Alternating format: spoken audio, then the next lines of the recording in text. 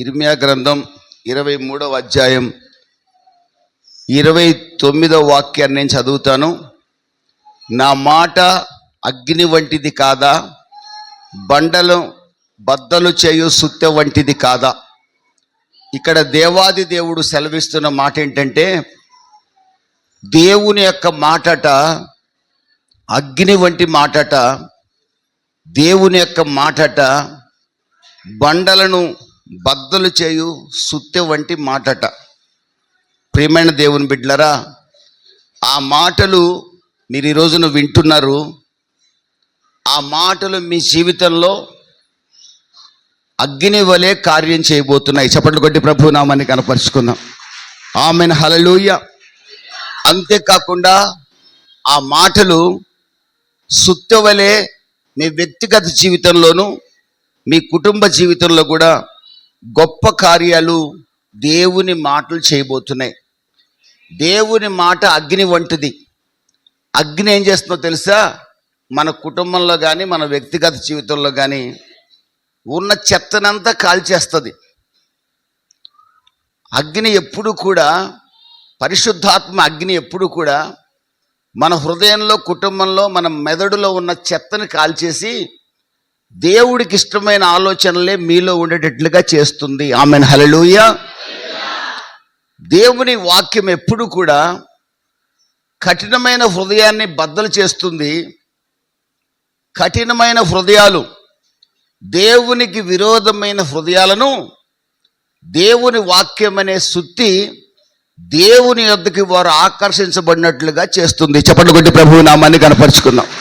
Amen, హల్లెలూయా. కాబట్టి మీరు చదివే వాక్యం, మీరు వినే వాక్యం, మీరు నేర్చుకునే వాక్యం సామాన్యమైనది కాదు. ఇది అగ్ని వంటిది, బండలను బద్దలు చేసే సుత్తి వంటిది. ఈ మాట ఎక్కడి నుంచి వస్తుందంటే, పరలోకమందున్న దేవుడి దగ్గర నుంచి వస్తుంది. వర్షము ఏ విధంగా ఆకాశం నుంచి వస్తుందో, వచ్చిన వర్షం మన పొలాలను ఎలా పండింపజేస్తుందో, మనకు కావలసిన త్రాగునీరుస్తుంది, మన పొలాలు పండేటట్లుగా చేస్తుంది వర్షం. అదేవిధంగా దేవుని వాక్యం అనే వర్షమట దేవుడు భూమి మీదకు పంపించినప్పుడు దాని పని చేయకుండా పొరపాటును కూడా దేవుని దగ్గరికి తిరిగి వెళ్ళదంట. ఆమెన్, హల్లెలూయా. ద్వితీయోపదేశకాండం 6వ అధ్యాయం 4, 5, 6 వాక్యాలు మీరు చదవండి ఒకసారి. ద్వితీయోపదేశకాండం 6వ అధ్యాయం 4, 5, 6 వాక్యాలు. ఇశ్రాయేలు వినుము, మన దేవుడైన యెహోవా అద్వితీయుడైన దేవుడు. నీ దేవుడైన యెహోవా అద్వితీయుడైన యెహోవా. ఆయన నీ పూర్ణ హృదయంతో, నీ పూర్ణ ఆత్మతో, నీ పూర్ణ శక్తితో నీ దేవుడైన యెహోవాను ప్రేమించాలి. నీకు ఆజ్ఞాపించే ఈ మాటలు నీ హృదయం, అందరూ మీ గుండె మీద చేపెట్టుకొని, నీ హృదయంలో ఉండవలెను. నీ కుమారులకు, నీ కుమార్తెలకు కూడా, కుమార్తెలకు అభ్యసింపచేసి నేర్పించు. నీ ఇంట కూర్చున్నప్పుడు, నడుచున్నప్పుడు, పండుకున్నప్పుడు, లేచినప్పుడు వాటిని కూర్చే మాట్లాడాలి. కానీ ఆసోది ఈసోది, మేనత్త గురించి, మేనమామ గురించి, బాబాయ్ గురించి, అన్న గురించి, తమ్ముడు గురించి, మీ నాయనమ్మ నాకు ద్రోహం చేసింది తెలుసారా, అరెకరం మీ బాబాయికి ఎక్కువ ఇచ్చింది, ఈ దరిద్రపు మాటలు మాట్లాడబాకు. ఇశ్రాయేలు విను. నువ్వు పడుకున్నా, లేచినా, కూర్చున్నా, ఎక్కడున్నా నా మాటలను మాత్రమే ధ్యానించు. చప్పట్లు కొట్టి ప్రభువు నామాన్ని కనపరుచుకుందాం. ఆమెన్, హల్లెలూయా. ఇక సొల్లు కబుర్లు మీ నోటి నుంచి దూరమగును గాక, చెత్త కబుర్లు మీ నోట రాకుండును గాక, నీ నాలుకను పరిశుద్ధాత్ముడు పరిశుద్ధపరచును గాక, నీ నోటి ద్వారములకు ప్రభు కావలి ఉండును గాక. హల్లెలూయా. ఇక్కడి నుంచి ఇక చెత్త మాట ఎప్పుడైనా మాట్లాడితే నోట్ చేసి పెట్టుకోండి నోట్స్లో. ఈరోజు ఎన్ని మాట్లాడాను లెక్కేసుకోండి.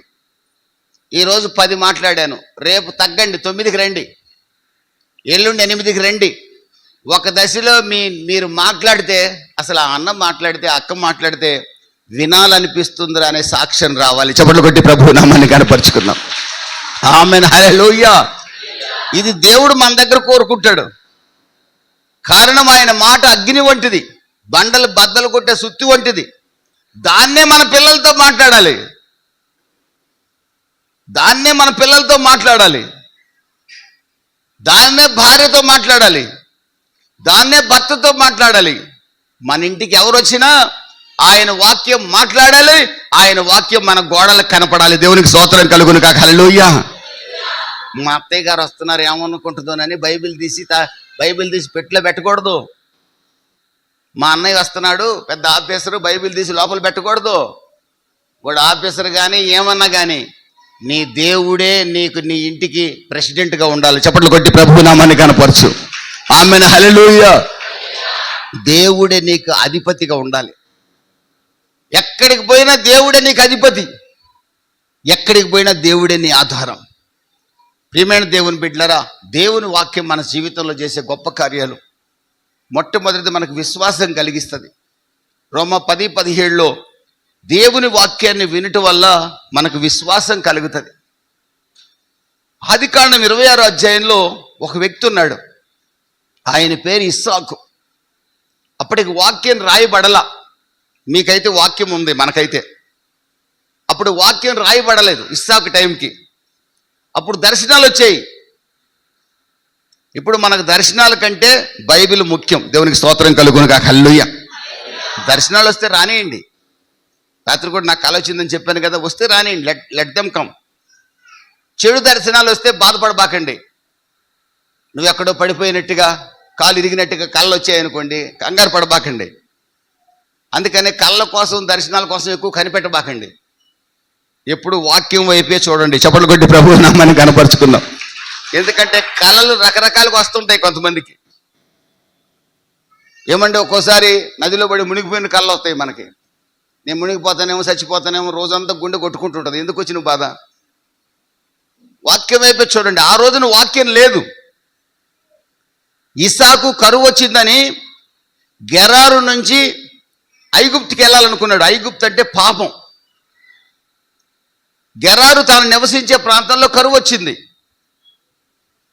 దేవుడు ఒకే ఒక మాట చెప్పాడు రాత్రి దర్శనంలో ప్రత్యక్షమై, ఇస్సాకు, కరువు వచ్చినా నీ పశువులు చనిపోతాయని నువ్వు భయపడొద్దు, నీకు నీ పిల్లలకి ఏం కాకుండా నేను చూస్తాను, నువ్వు ఇక్కడే ఉండు, ఐగుప్తుకి వెళ్ళొద్దు అన్నాడండి. ఏ పిచ్చోడు కూడా ఆ మాట వినడు, కానీ ఆ పిచ్చోడు విన్నాడు. ఈ పిచ్చోళ్ళమైన మనం కూడా వినాలి. చప్పట్లు కొట్టి ప్రభు నామాన్ని కనపరుచుకుందాం. ఆమేన్, హల్లెలూయా. మనం దేవుని పిచ్చోళ్ళం. మనం ఏ పిచ్చోళ్ళం? రాజకీయ పిచ్చోళ్ళం కదా. ఏ పిచ్చోళ్ళం? దేవుని పిచ్చోళ్ళం. ఆయన ఏం చెబితే తింటమే. దేవుడు పొరపాటును కూడా చర్చి మీదకి ఎక్కి దూకమండ కదా. దేవుడు పొరపాటును కూడా లీటర్ రమ్ము తాగి రోడ్డు మీద పడమండ కదా. దేవుడు భార్య ఉండగా ఇంకొక ఇద్దరిని చేసుకోరని చెప్పడు కదా. దేవుడు ఏం చెప్తాడు? నువ్వు సుఖంగా సంతోషంగా ఉండరా అని చెప్తాడు. దేవునికి స్తోత్రం కలుగును కాక. హల్లెలూయా. అందుకే దేవుని మాట విందాం. ఇస్సాకుతో దేవుడు అక్కడికి వెళ్ళొద్దు, ఇక్కడే ఉండన్నాడు. కరువు భయంకరంగా ఉంది. తన కళ్ళ ముందే అనేకులు నష్టపోతున్నారు. కానీ ఇస్సాకు ఏమాత్రం కంగారు పడకుండా ఆ దేశంలోనే ఉండిపోయాడండి. కరువు కాలంలో అందరు నవ్వుతున్నారు. విత్తనాలు తీసుకొని పొలంలో చల్లేశాడు. ఒరే, తినటానికన్నా ఉంచుకోరా, 4 రోజులు బతుకుతావు, అసలే కరువు, పొలంలో గింజలు చల్లుతున్నావేంటి అన్నారు. జనానికి పిచ్చోళ్ళలా కనపడుతున్నాడు. ఒరే, మీ దృష్టిలో నేను పిచ్చోడినే, దేవుని దృష్టిలో నేను విలువైన వాడిని. దేవునికి స్తోత్రం కలుగును కాక. హల్లెలూయా. దేవుని మాట వినేవాళ్ళు లోకులకు పిచ్చోళ్ళకి కనపడతారు, కానీ దేవుని దృష్టికి మీరు చాలా విలువైన వారు. ఇస్సాకును చూసి నవ్వారు. మిగతా వాళ్ళు పంట ఇలా, ఇస్సాకు పంట కోసాడు, 100 పంట కోసాడు. Amen hallelujah. ఇది చూసిన ఆ దేశపు రాజు, యెహోవా నీకు తోడుగా ఉన్నాడని తెలుసుకున్నాను ఇస్సాకు, యెహోవా నీకు తోడుగా ఉన్నానని తెలుసుకున్నాను. కరువు కాలంలో పంటేస్తే 100 పంట పండింది. నా సేవకులు నీవు తవ్విన బావులు తవ్వినా పూడ్చినా నువ్వేం మాట్లాడలా. ఎందుకు ఇతనికి ఇంత సహనం, ఇంత విశ్వాసం ఏంటని చూస్తే నీ దేవుడు నీకు తోడుగా ఉన్నాడని నాకు అర్థమైంది. నీతో నేను సంధి చేసుకుంటాను, ఇక మీదట నీవు నేను స్నేహితులం అన్నాడు. దేవునికి స్తోత్రం కలుగునుగా. హల్లెలూయా. శత్రువుల ఎదుట దేవుడు భోజనం సిద్ధపరిచాడు. చప్పట్లు కొట్టి ప్రభు నామాన్ని కనపరుచుకుందాం. దేవుని యొక్క వాక్యానికి విశ్వాసంతో విధేయత చూపించినప్పుడు నీ గిన్నె నిండి పొంగి పొర్లుతుంది. Amen hallelujah. కృపాక్షేమాలు మన వెంట నడుస్తాయి. Amen hallelujah. శత్రువుల ఎదుట భోజనం సిద్ధపరుస్తాడు. Amen hallelujah. నూనెతో మనల్ని ఆయన అభిషేకిస్తాడు. Amen hallelujah. దీనికి కారణం దేవుని యొక్క మాటలోని శక్తి. దర్శనాన్ని చూశాడు, దర్శనానికి లోబడ్డాడు. ఈరోజు మీరు వాక్యం చదువుతున్నారు, వాక్యం వింటున్నారు, వాక్య ప్రకారం జీవిస్తే ఇస్సాకును ఆశీర్వదించిన దేవుడు మనల్ని ఎందుకు ఆశీర్వదించడు? తప్పనిసరిగా ఆశీర్వదిస్తాడు. Amen hallelujah. మొదటి సమూయేలు గ్రంథం 15వ అధ్యాయంలో ఒక రాజు ఉన్నాడు. దేవుడు ఏం చెప్పాడంటే అమాలేకీలందరినీ సంహరించమన్నాడు, పశువుల్ని అన్నిటిని, ఆ దేశాన్ని మొత్తాన్ని, అంటే పాపాన్ని మొత్తం నాశనం చేయమని చెప్పాడు. కానీ రాజు ఏం చేశాడు తెలుసా? దేవుడి మాట వినకుండా కొన్ని పశువుల్ని, కొన్ని గొర్రెల్ని, బలమైన వాటిని తీసుకొచ్చాడు చంపకుండా.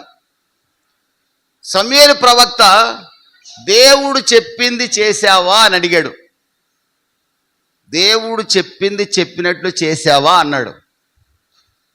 చేశాను అని అబద్ధం ఆడాడు. దేవుడు మాట వినకపోవటమే కాక అబద్ధం కూడా ఆడాడు.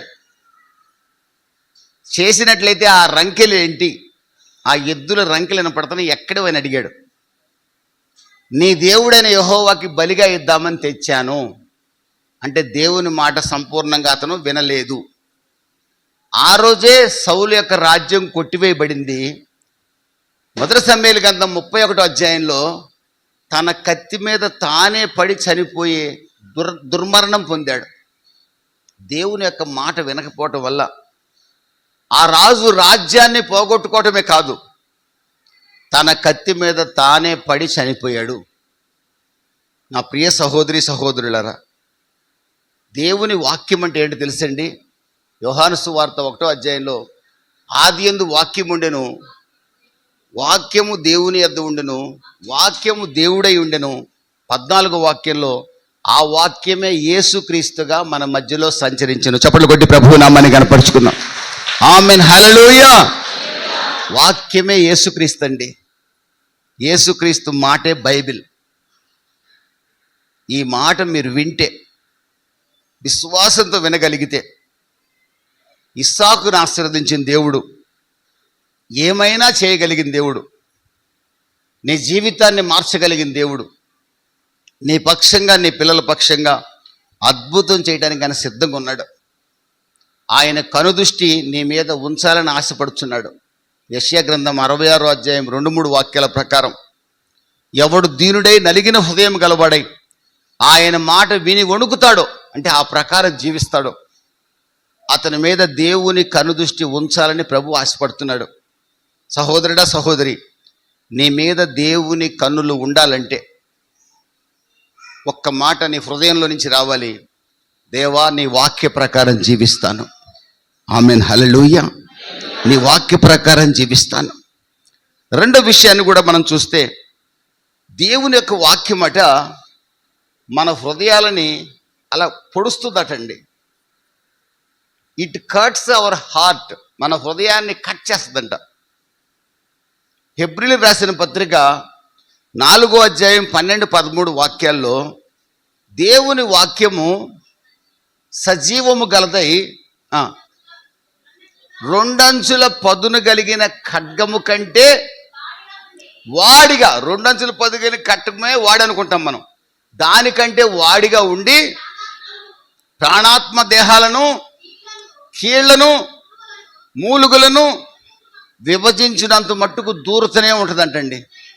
దేవునికి స్తోత్రం కలుగును గాక. హల్లెలూయా. మీ హృదయంలో ఏముందో దేవుని వాక్యానికి తెలుసు. దేవుని వాక్యం మన హృదయాలను అలా గుచ్చుతుందండి, అంత శక్తి కలిగిన వాక్యం. అపోస్తలుల కార్యాలు 2వ అధ్యాయం 37, 38 వాక్యాల్లో పేతురు గారు ప్రసంగిస్తున్నాడు.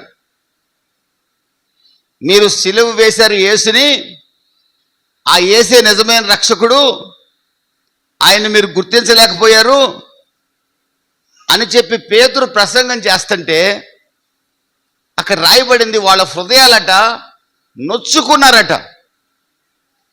ఈ రోజున ఇక్కడి నుంచి ప్రకటించబడే దేవుని వాక్యం మీ హృదయాలను గుచ్చితే వెంటనే మీరు పశ్చాత్తాపడండి. చప్పట్లు కొట్టి ప్రభువు నామాన్ని కనపరుచుకుందాం. ఆమెన్. హల్లెలూయా. దేవుని వాక్యం వాళ్ళ హృదయాలను గుచ్చిందటండి. అయ్యలారా, రక్షణ పొందుటకు మేమేమి చేయాలని అడిగారంట.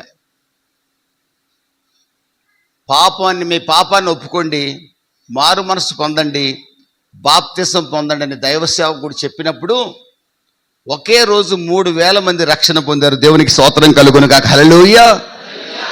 దేవుని వాక్యం మన హృదయాలను బాగు చేస్తుంది. దేవుని వాక్యం మన హృదయంలో పాపం లేకుండా చేస్తుంది.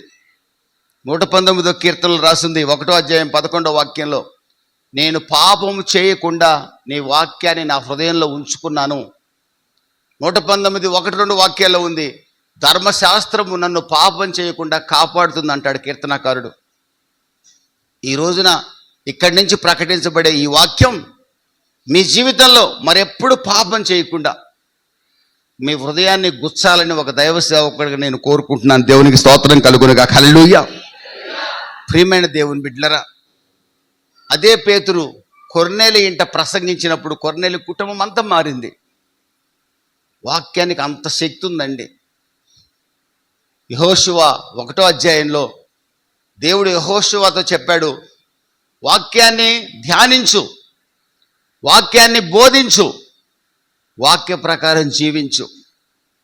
వాక్యాన్ని ధ్యానించు, వాక్యాన్ని బోధించు, వాక్య ప్రకారం జీవించు. నేను నీకు తోడుగా ఉంటా యెహోషువ, దేనికి నువ్వు భయపడొద్దు. యెహోషువ ఆ ప్రకారమే చేశాడండి. వాక్యాన్ని ధ్యానించాడు, వాక్యాన్ని బోధించాడు, వాక్య ప్రకారం బతికాడు. 32 యుద్ధాలు చేశాడండి యెహోషువ. అన్ని యుద్ధాల్లో గెలిచాడు. గట్టిగా చప్పట్లు కొట్టి ప్రభువు నామాన్ని కనపరుచుకుందాం. ఆమెన్. హల్లెలూయా. మీ జీవితంలో చాలా యుద్ధాలు చేస్తున్నారు. మీ కుటుంబంలో యుద్ధం చేస్తున్నారు, మీ బంధువులతో చేస్తున్నారు, స్నేహితులతో చేస్తున్నారు. రకరకాల కారణాలు, అప్పుల బాధ, అనారోగ్యం, పిల్లల బతుకులు బాగలేకపోవడం, రోజు యుద్ధాలే. మీ జీవితంలో, నా జీవితంలో రోజు యుద్ధమే ఉంటుంది. మనం యుద్ధ రంగంలో ఉన్నాం. ఈ యుద్ధ రంగంలో దేవుడు విజయం ఇస్తానంటున్నాడు. ఎప్పుడు?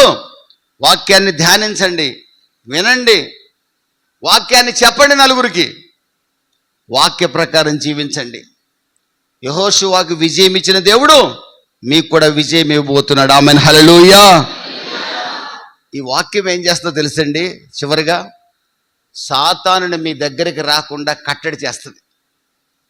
ప్రభువా, సైతాను గాడు నాకు అది చేస్తున్నాడు, ఇది చేస్తున్నాడు అని మీరేం ప్రార్థన చేసిన అవసరంలా. సాతాను మీ ఇంటి దగ్గరికి రాకుండా, సాతాను నీ ఒంటి దగ్గరికి రాకుండా, సాతాను నీ పిల్లల జీవితాలు పాడు చేయకుండా దేవుని వాక్యం, అగ్ని వంటి వాక్యం నీ కుటుంబాన్ని కాపాడుతుంది. దేవునికి స్తోత్రం కలుగునుగా. హల్లెలూయా. యాకోబు రాసిన పత్రిక 4వ అధ్యాయం 7వ వాక్యంలో యాకోబు భక్తుడు అంటాడు, దేవునికి లోబడుండండి, అపవాదిని ఎదిరించండి. 1 పేతురు 5వ అధ్యాయం 8వ వాక్యంలో అంటాడు, అపవాది గర్జన సింహం వలె ఎవరిని మింగుదునా అని తిరుగుతున్నాడు, ఎవరిని మింగుదునా అని తిరుగుతున్నాడు. ఆ పైన రాసింది మెలకువగా ఉండండి, నిబ్బరం కలిగి ఉండండి, దేవుని చేతుల కింద శుభ్రంగా నిద్రపోండి. చప్పట్లు కొట్టి ప్రభువు నామాన్ని కనపరుచుకుందాం. దేవుని చేతుల కింద శుభ్రంగా నిద్రపోండి.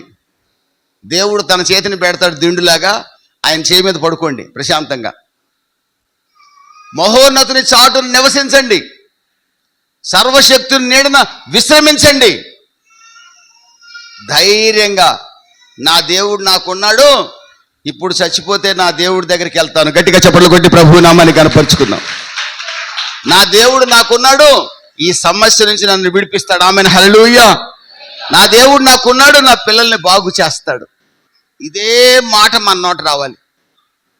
ఎప్పుడు కూడా నా పిల్లలు బాగుపడలేదండి అయ్యగారండి, నా కోళ్ళు మారలేదండి అయ్యగారండి.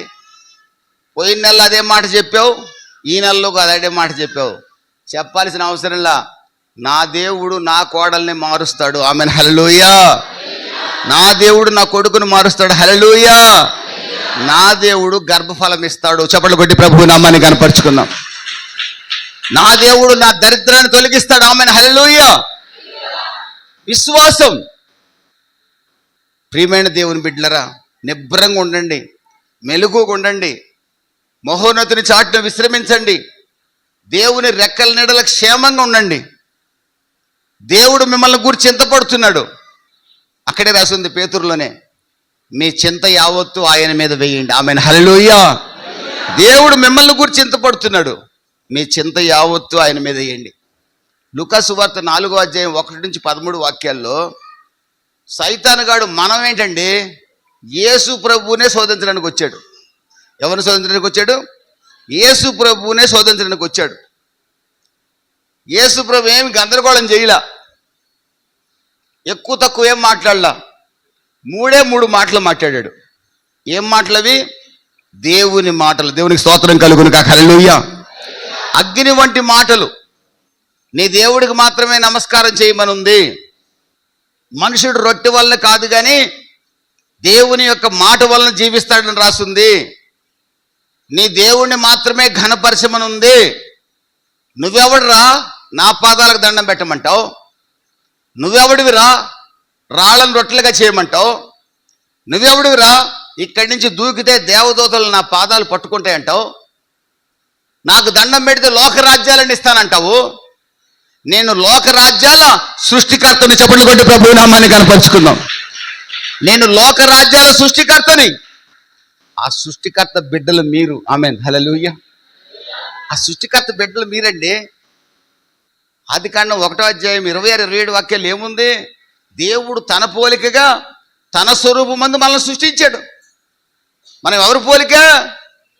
దేవుని పోలిక. అక్క అన్న, నల్లగున్నా కానీ దేవుని పోలికే, ఎర్రగున్న దేవుని పోలికే, పొట్టుకున్న దేవుని పోలికే, పొడుక్కున్న దేవుని పోలికే. దేవుని స్తోత్రం కలుగును కాక. హల్లెలూయా. సామెతల గ్రంథం 20:27లో మనలో ఉన్న ఆత్మ ఎవరిది? దేవుడు పెట్టిన దీపం. ఆదికాండం 2వ అధ్యాయంలో దేవుడు ఏం చేశాడు? పులుల్ని సింహాలన్నింటినీ తన మాటతో చేశాడు, కానీ నన్ను మాత్రం తన చేతితో చేశాడు. చప్పట్లు కొట్టి ప్రభువు నామాన్ని కనపరుచుకుందాం. ప్రత్యేకమైన వారము అని ఒక పాట ఉంది కదా, ఇలాలో ప్రత్యేకమైన వారం అని. సృష్టినంతటినీ తన చేతితో చేశాడట, నన్ను మాత్రం సృష్టినంతటినీ తన మాటతో చేశాడు, మనల్ని మాత్రం తన చేతితో చేశాడు. దేవునికి స్తోత్రం కలుగును గాక. మనమంటే ఆయనకు అంత ప్రేమ, అందుకనే ఇన్ని వాక్యాలు చెప్పిస్తున్నాడు. మీరంటే ఆయనకి అంత ప్రేమ. మిమ్మల్ని నన్ను ఆయన చేతితో చేశాడండి. చేసినాడు ఊరుకోకుండా తన ప్రాణాన్ని మనలో ఊదాడు. అంత ప్రేమ ఆయనకు మనమంటే. సాతానుగాడు సృష్టికర్తనే శోధించాలని వచ్చాడు. యేసు ప్రభు దేవుని వాక్యాన్ని ప్రకటించిన వెంటనే 13వ వాక్యం రాసింది, సాతానుగాడు అక్కడి నుంచి వెళ్ళిపోయాను. Amen hallelujah. దేవుని వాక్యం మీ హృదయంలో ఉంటే అసలు మీ ఇంటికి సాతాను రాలేడండి. దేవుని వాక్యం దిండు కింద ఉంటే మాత్రం సైతానుగాడు వస్తాడు. దేవుని వాక్యం ఈరోజే వినేది మనం, ఈ వారం అంతా వాక్యం వినం, ఈ వారం అంతా చదవము, ఖచ్చితంగా సాతానుగాడు ఇప్పుడే మన ఇంటికాడ ఉంటాడు రెడీగా. వాక్యం చదవండి, వాక్యం వినండి, వీలైతే వాక్యం చెప్పండి. సైతాను గాడు పొరపాటును కూడా మీ ఇంటికి రాలేడు. దేవుని వాక్యం ఎంత శక్తి కలదో తెలుసండి. అపోస్తలుల కార్యాలు 16వ అధ్యాయంలో ఒక చిన్నది, అపోస్తలులైన పౌలు నదీ తీరానికి వెళ్తుంటే దయ్యం పెట్టిన ఒక చిన్నది, వీళ్ళు సర్వోన్నతులైన దేవుని బిడ్డలు రక్షణ మార్గాన్ని బోధిస్తున్నారని రోజు విసిగిస్తుంది. దయ్యం సాక్ష్యం మనకు అవసరంలా. పౌలు గారు చూశాడు ఒక రోజున, యేసు నామములో దయ్యమా బయటికి రమ్మన్నాడు. దేవునికి స్తోత్రం కలుగును గాక. హల్లెలూయా. యేసు నామాన్ని ఉచ్చరించాడండి. ఆ పిల్లలో ఉన్న దయ్యం బయటకు వచ్చేసింది. తర్వాత పౌలు గారు చెరసాలకి వెళ్ళాడు. కానీ వాక్యాన్ని ఉపయోగించినందువల్ల నష్టమేం జరగల. చెరసాల అధికారి కుటుంబం రక్షణ పొందిన. దేవునికి స్తోత్రం కలుగును గాక. హల్లెలూయా. ఒక్కోసారి దేవుని వాక్యాన్ని ప్రకటించడం వల్ల మనకు కొన్ని ఇబ్బందులు వస్తాయి. వచ్చినా కంగారు పడకండి, అంతిమ విజయం మనదే. దేవునికి స్తోత్రం కలుగును గాక. హల్లెలూయా. ప్రియమైన దేవుని బిడ్డలారా, దేవుని వాక్యం స్వస్థపరుస్తుంది. అపోస్తలుల కార్యాలు 3వ అధ్యాయంలో భిక్షగాడ, నజరేయుడైన యేసు నామములో లేచి నడు. ఆమేన్. హల్లెలూయా. లేచి నడు. యేసు నామములో వాడి చీలమండలో స్వస్థత పొందగా వాడు వారితో కలిసి గంతులు వేస్తూ దేవాలయములో అడుగుపెట్టెను. గట్టిగా చప్పట్లు కొట్టి ప్రభువు నామాన్ని కనపరుచుకున్నాం. God's word heels. దేవుడి వాక్యం స్వస్థపరుస్తుంది. దేవుడి వాక్యం సాతాను శక్తుల్ని పారదోలుతుంది. ఎందుకో తెలుసా దేవుని వాక్యానికి ఎంత శక్తి? దేవుని వాక్యం అంటే ఏదో కాదు, మీరు ప్రకటిస్తున్న యేసుక్రీస్తే. దేవునికి స్తోత్రం కలుగును గాక. యేసు నామం అన్ని నామముల కంటే పైనామం. మీరు ఆరాధిస్తున్న యేసు నామం అన్ని నామముల కంటే పైనామం. ఆయన నామాన్ని మీరు ఉచ్చరిస్తే అద్భుతాలు జరుగుతాయండి. ఆయన వాక్యానికి విధేయత చూపితే అద్భుతాలు జరుగుతాయి. ఆయన వాక్య ప్రకారం జీవిస్తే అద్భుతాలు జరుగుతాయి. ఆయన వాక్యాన్ని ప్రకటిస్తే అద్భుతాలు జరుగుతాయి. జీవించండి, ప్రకటించండి, వినండి, విధేయులుగా ఉండండి. మీ పిల్లల మీదకి శాపం రాకుండా కాపాడుకోండి. ఆమేన్. హల్లెలూయా. హల్లెలూయా.